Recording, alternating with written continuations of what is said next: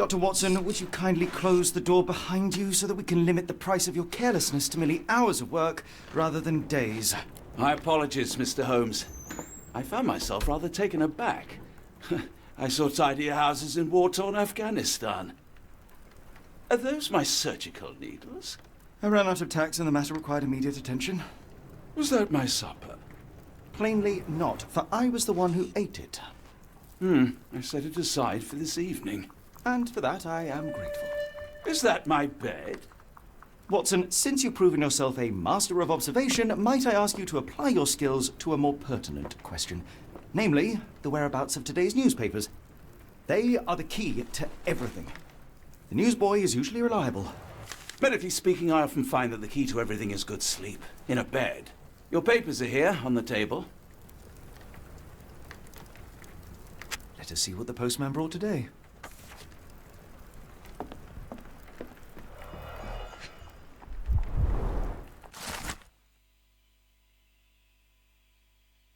Local gossip, all of it uninteresting.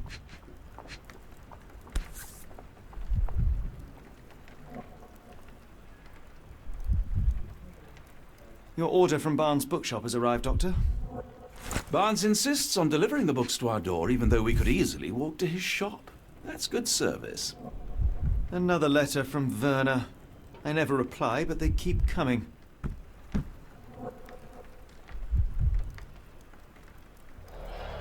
I don't see the Strand. Where is it? Pardon me? I am on the precipice of uncovering a pattern of crime across London spanning many months and involving many men. The missing paper cannot be a coincidence. That's preposterous. My dear fellow, life is infinitely stranger than anything which the mind of man can invent.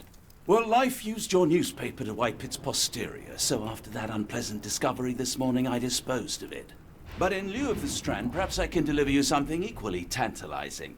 I have just returned from a patient of mine, Captain Stemwick, who... No, that will not do. Grab your coat, Dr. Watson. Let us hope nobody has collected the dustbin.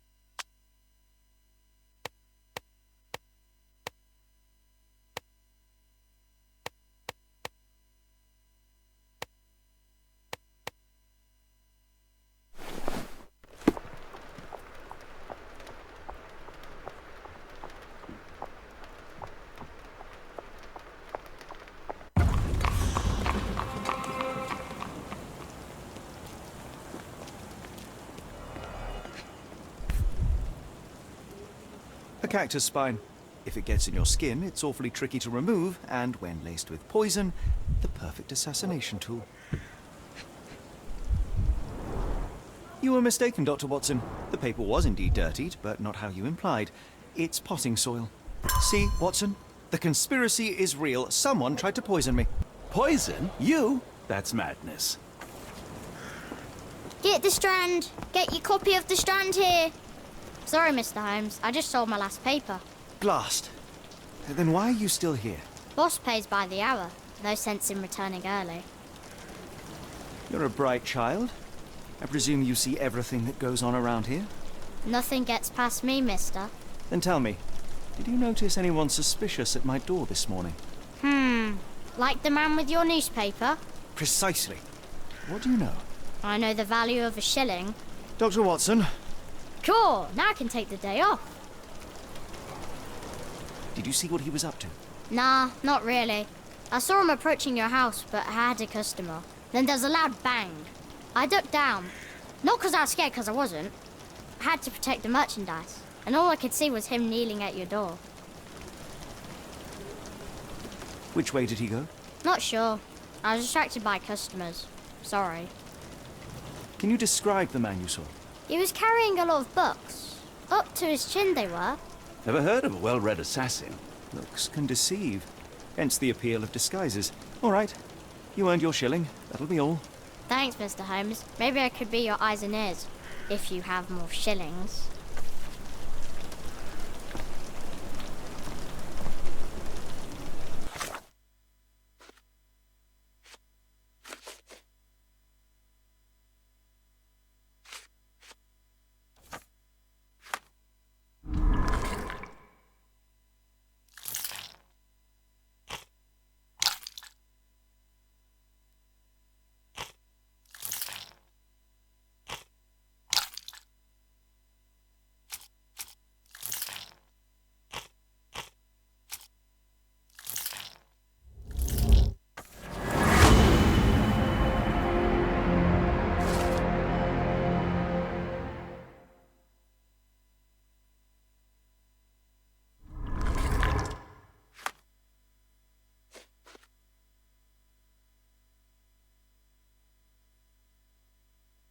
Come now, Mr. Holmes. Murder? Get the Strand. Yes, Barnes Get has your his copy quirks, of the but he Strand also here. has his scruples.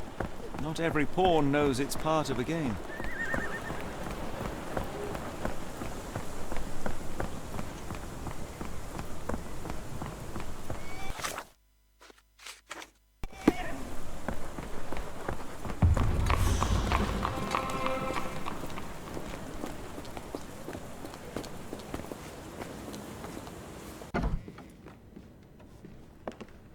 Do you even have enemies that would want to kill you?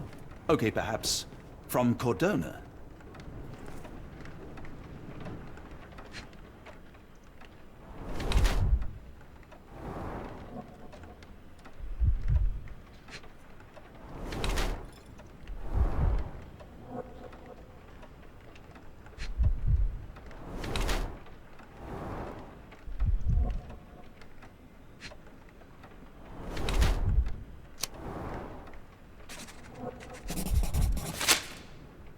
Mr. Barnes, a word.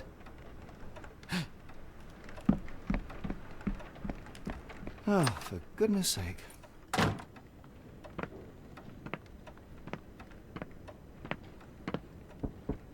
Who goes there?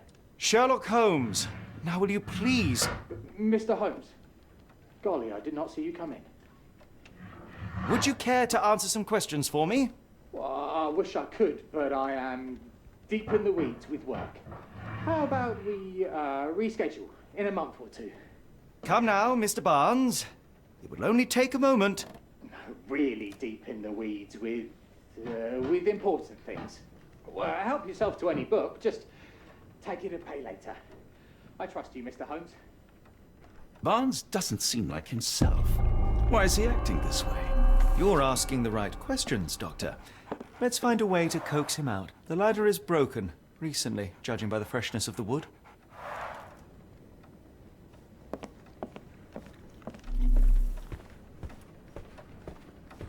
I could hardly imagine anything more macabre.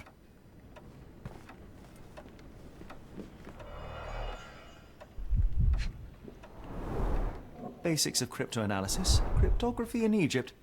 It appears Barnes has an interesting hobby.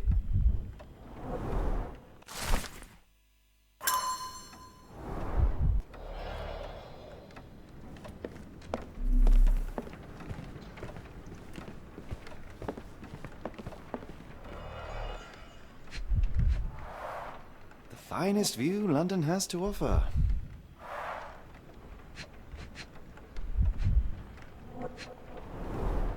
In the language of Mycroft's secret agents, it's a sign. Dried flowers are replaced when the job is done. I wonder who the recipient is. An improvised stand, but it does make the flowers more visible.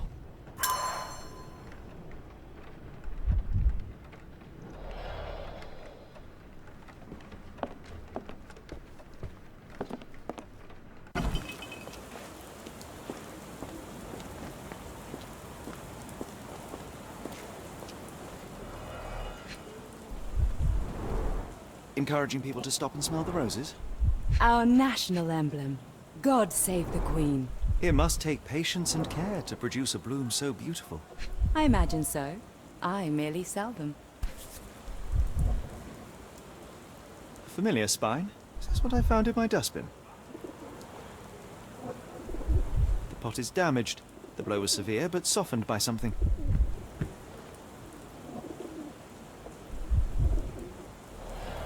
Anything tickle your fancy, Mr. Holmes?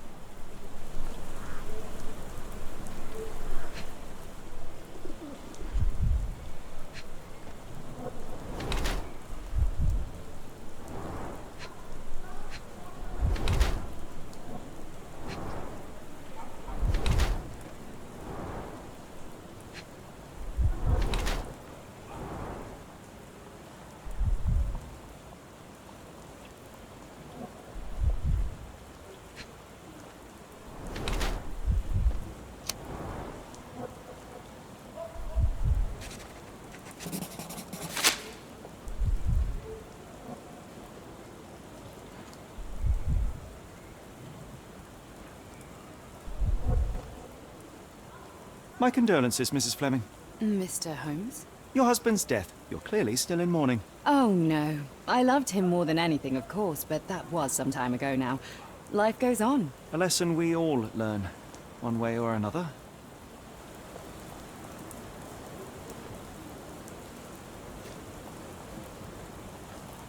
One of these things is not like the other.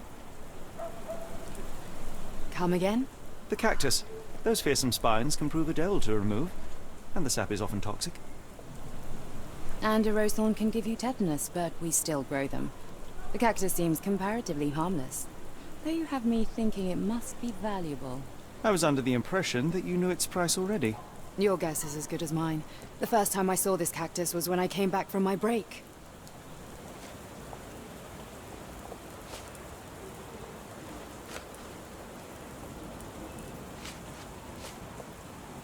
Are you familiar with Mr. Barnes? Yes. No, not really.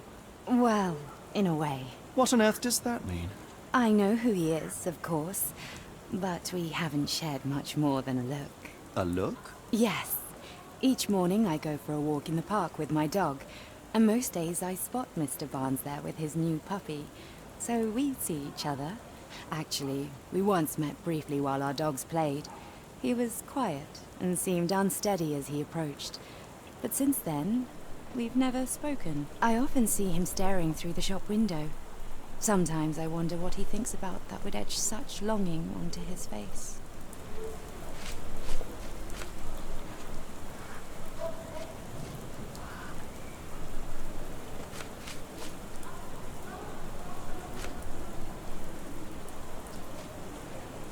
I'm afraid I can't help with that, Mr. Holmes. I don't know anything about this, sorry. What do you make of the flowers in Barnes' shop window? Well, they could use a bit of water. Do they mean anything to you? Mean anything how? I'm not sure I follow, Mr. Holmes. Why do you think they're there? Are you suggesting the flowers are for me? It seems likely, does it not? Oh, I hope you're right.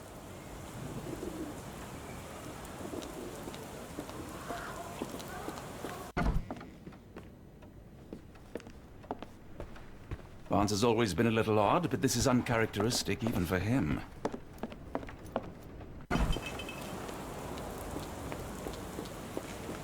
Hello there. What's your name? Lily, I know, not very original.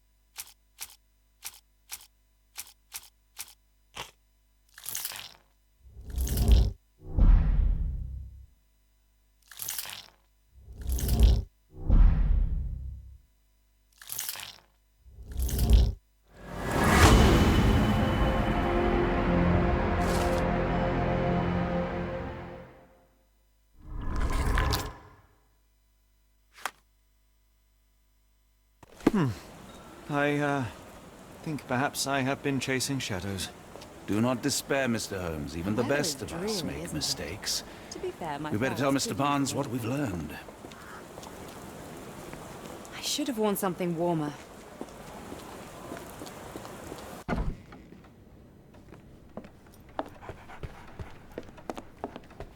Mr. Barnes, I know what you did, and I know why you did it. I'm sorry, Mr. Holmes. I can't hear you very well from behind the door.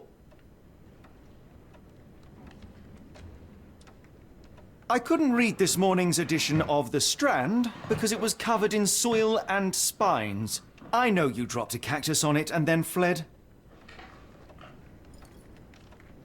You ordered a cactus from the plant catalogue and then left it for Mrs. Fleming as a gift. You place flowers in the window to get her attention and wear high heels to appear taller and more desirable. You are her secret admirer. Barnes, it's Dr. Watson. Rest assured we are not interested in disclosing your personal affairs to anyone, including Mrs. Fleming. Please come out. All right, then.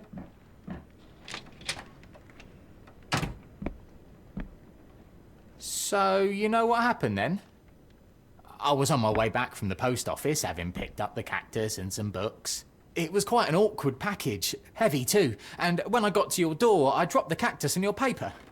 Forgive me. I needed that paper to prove a theory and prevent a crime. Your actions were rather disruptive. Your clumsiness carrying the post is matched only by the clumsiness of your romantic gesture. Oh, it's true. I am useless with this sort of thing. I'm not even sure if Mrs. Fleming noticed.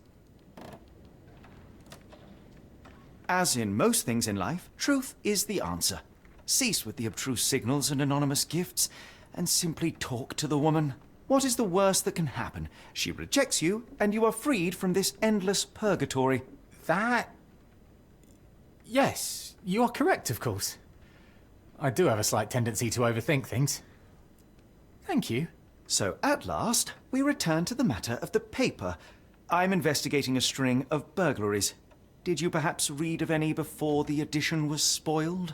I don't recall, but you're welcome to read our copy for yourself. You had an issue of The Strand here all along? Well, naturally. I am a bookseller. I have a subscription to every magazine and newspaper in London. So you ought to be familiar with the concept of burying the lead. Oh no, my apologies, Mr. Holmes. I'll make it up to you however I can. I am an expert on obscure languages and translation and Yes, okay. Just give me the paper.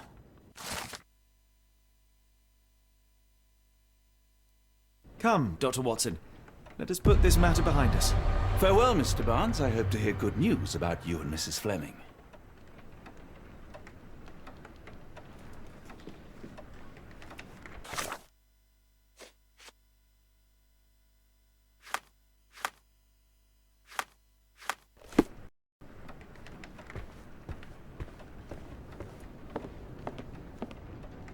Well, that was an utter waste of time.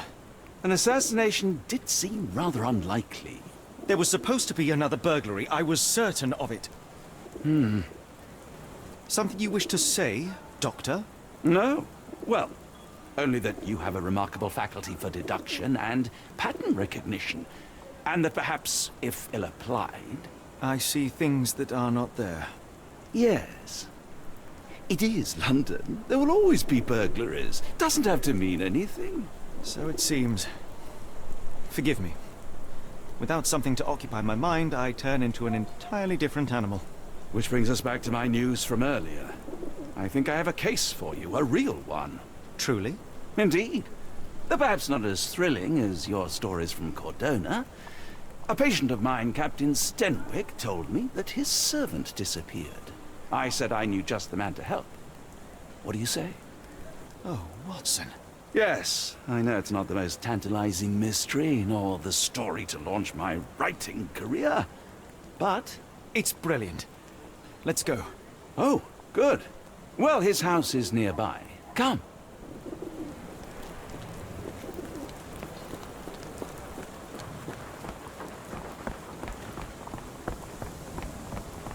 Not much further now.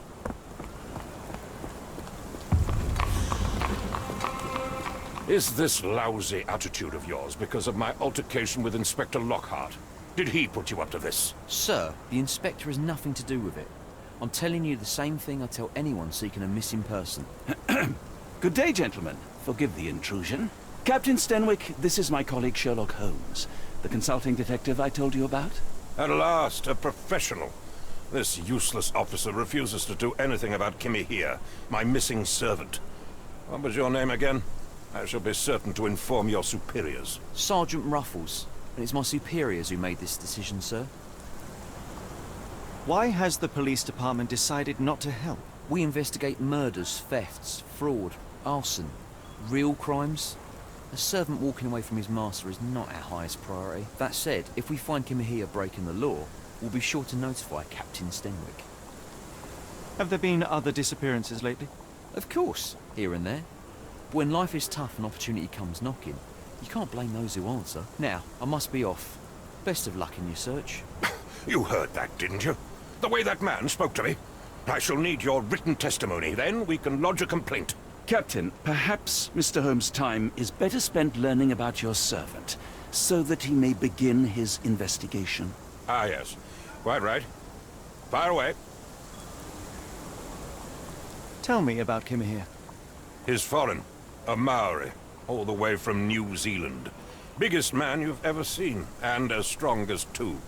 Dark hair and fearsome tattoos. He doesn't speak a whit of English. Never bothered to learn. But I made do with pointing. I invested a lot of money in him, so he must be found. When did you last see your servant? Kimmy here normally brings me the morning papers, but yesterday I had to get them myself. He must have escaped the night before yesterday. May I see your servant's bedroom? His shack is in the garden. You can't miss it. Did you search the room? Of course, but only to check he wasn't lying dead inside. Everything seemed normal at a glance. Is there any reason Kimahia may have left? I should think not. He had all he could have wanted. Gainful employment, new clothes, and all the cabbage he could eat. I take it this is the first time Kimahia has vanished? Undoubtedly. The man seemed terrified of the city. I think it was all the noise. He never left this estate. Should he cause any damage, I will bear the responsibility, for it was I who rescued him from savagery and brought him here to England in the first place. Did Kimahia make off with anything of value? Heavens, no. I would have mentioned it to Sergeant Ruffles. Still, he must have fled with some money on his person. No. I kept his wages in my safe. For security.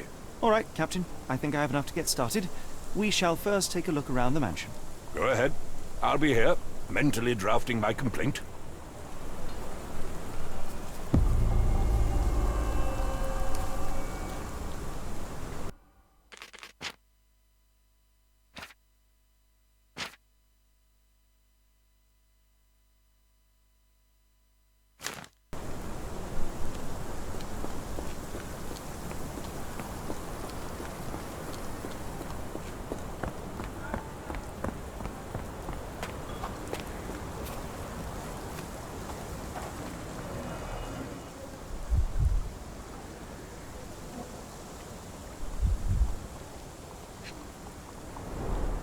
A shoe print, roughly size 11, with a worn-out sole.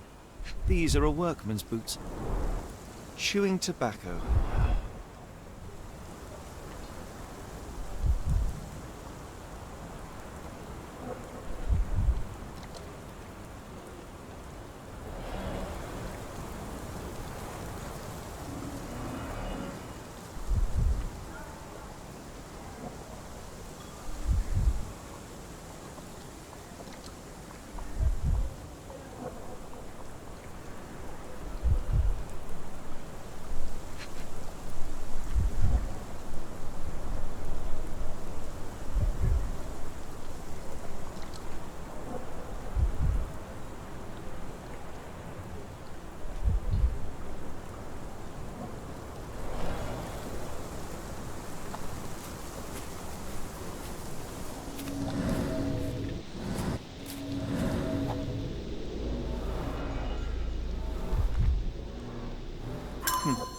Looks like a knee print.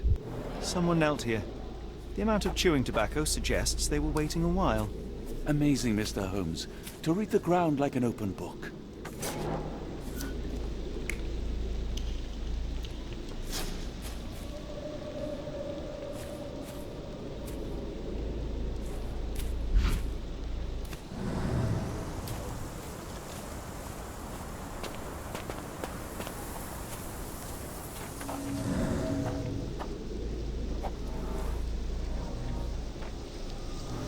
Could have left these tracks.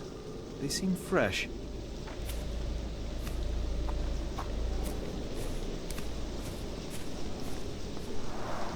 This lock is quite unusual. It appears that the key should be bent to the right.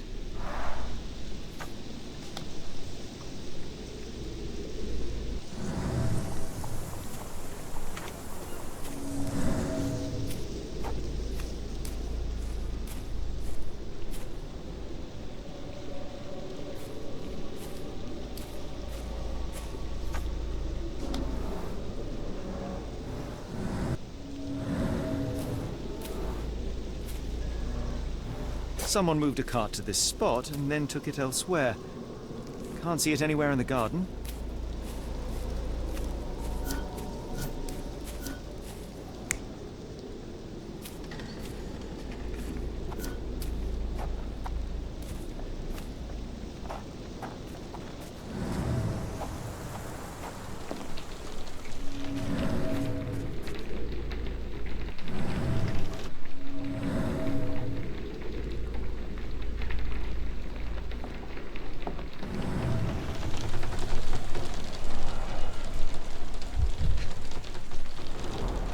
A scrap of Hessian.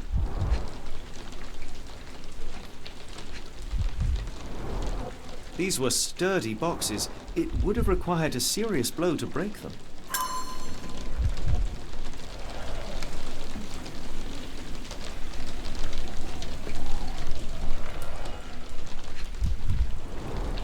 Impressive. The sack of grain retained the shape of an impact. Someone hit their head here.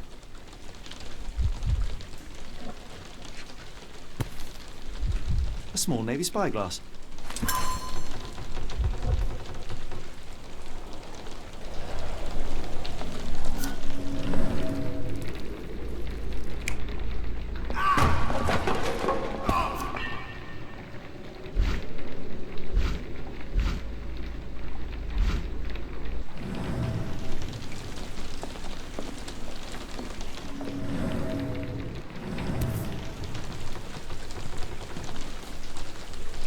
A Maori nose flute. Ngurus, they're called. Clothes made of Hessian. Is Stenwick really so miserly? No air coming through it.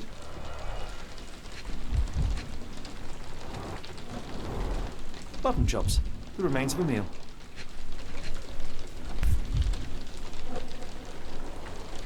A heavy chemical odour. Lend me your nose, Doctor. Ah, I'll never forget that smell after my time in Afghanistan. That's an opioid, Mr. Holmes, a narcotic. The ashes are long since cold.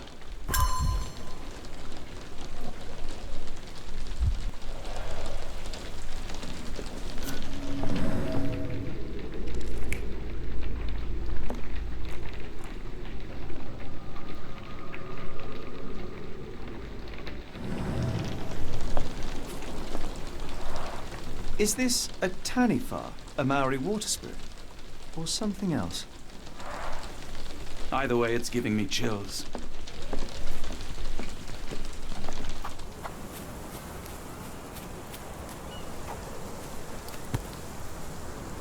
The rag reeks of smoke. Someone plugged the chimney.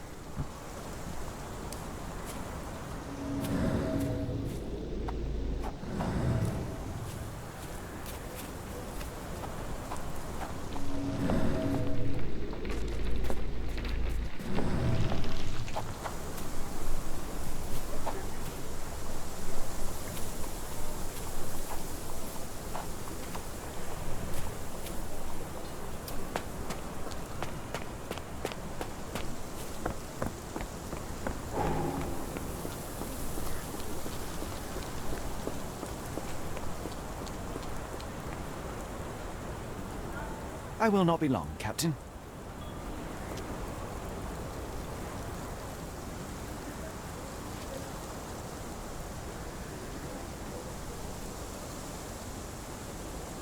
I thought you were meant to be intelligent.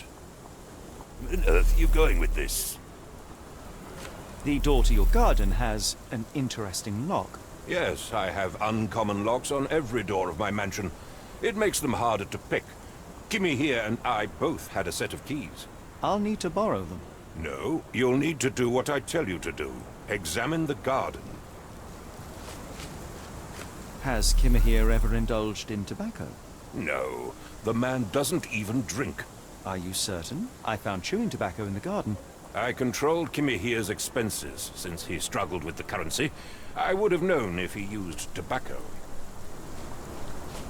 Do you happen to know Kimmy here's shoe size? I wouldn't have the foggiest, but I'm sure it was enormous. Not that it matters. He spent his life barefoot. Despite my best efforts, he simply did not take to shoes. Are you joking? Why would I know this? Are you joking? Why would I know this?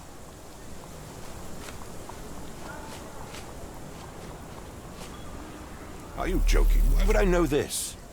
I came across a pile of Hessian clothes in the shack. Are they Kimmy here's? Yes. I had to give him something to clothe himself. He seemed unfazed by his bare skin, but I found it distracting. Is this spyglass familiar? I don't recognize it. Could it be Kimmy here's, perhaps? I doubt it. I never saw him with it, nor could I suggest how he might have come by it.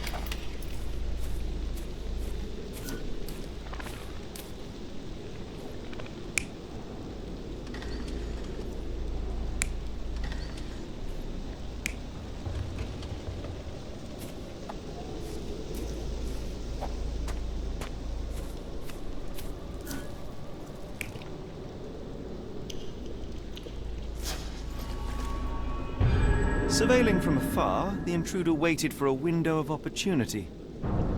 When Kimmy here went to sleep, the man crept up to the shack and slipped narcotics down the chimney pipe, then blocked it with a cloth. Kimmy here inhaled the sedative and fell into a deep sleep. The intruder tried to move him, but the man was heavier than expected. The intruder fell on the sack and dropped his spyglass. In order to transport the servant, he had to use the cart. The final challenge was opening the garden door. Luckily for our intruder, Kimmy here had the key in his shack. Remarkable. It makes total sense.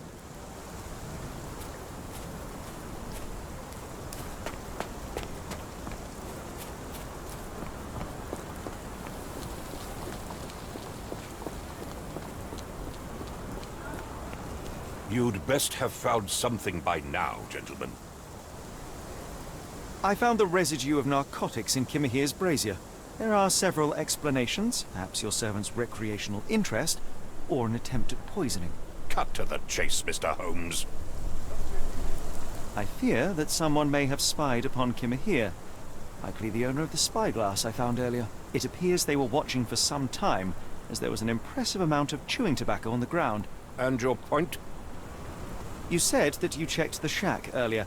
Did you notice the cart tracks near it? Now, one ought to expect a servant to make regular use of such a thing. Indeed, I would have overlooked the detail were it not for the cart's absence. If, as you say, Kimahir never leaves your estate, then where did it go? I expect answers from you, Mr. Holmes, not questions. I won't keep you in suspense any longer, Captain. Kimahir was abducted by the owner of the spyglass. When your servant fell asleep, he slipped a narcotic into Kimahir's brazier to make him sleep even more soundly. In order to carry a man as large as Kimahir, the intruder stole the cart and rolled him right out of your garden. Now, hold on. All this simply to tell me what I already know? Why haven't you found him yet? I only arrived a moment ago. It is, frankly, incredible that I have already deduced so much. Every second you dawdle here, waiting for me to stroke your ego, is another second wasted. I'm not interested in the how, the why, or the who. I am only interested in recovering my investment. Spare me the claptrap, boy, and go and fetch my servant. Truly, there is no better evidence of a man's nature than the way he treats those who help him. And you, sir, are a brute. The cruelty of your ignorance about the Maori people, your selfish attitude to a man's kidnapping. The point is, Captain, we're telling you this for a reason. The intruder fled through the garden door, and we need a key to follow his trail. Well, then you should have led with that. Here you go. I hope you'll return soon with good news. And in the meantime, please teach your companion the art of brevity.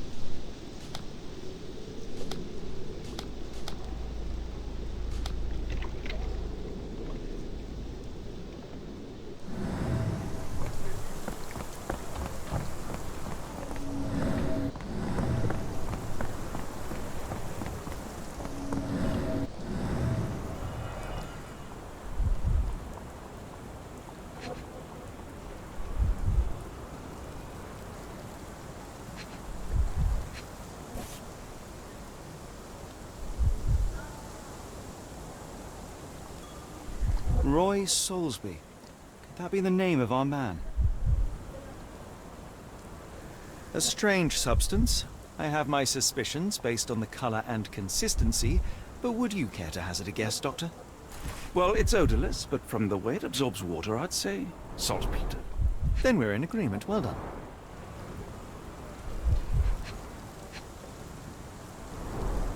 Wheels picked up grass along the way. Kimahir's cart, I gather.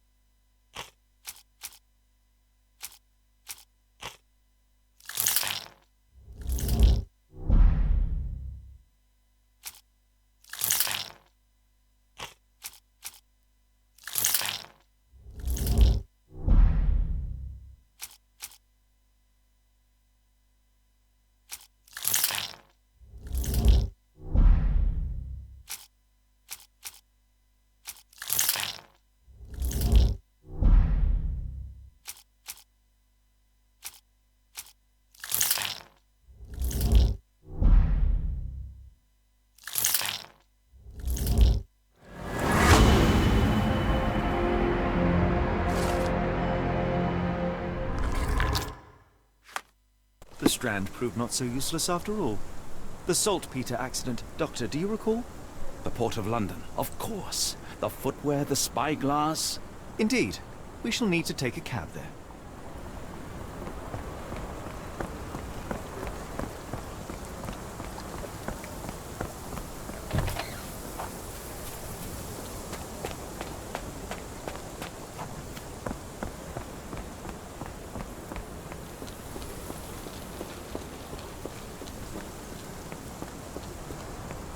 If you find my man, I have a marvelous whiskey with your name on it.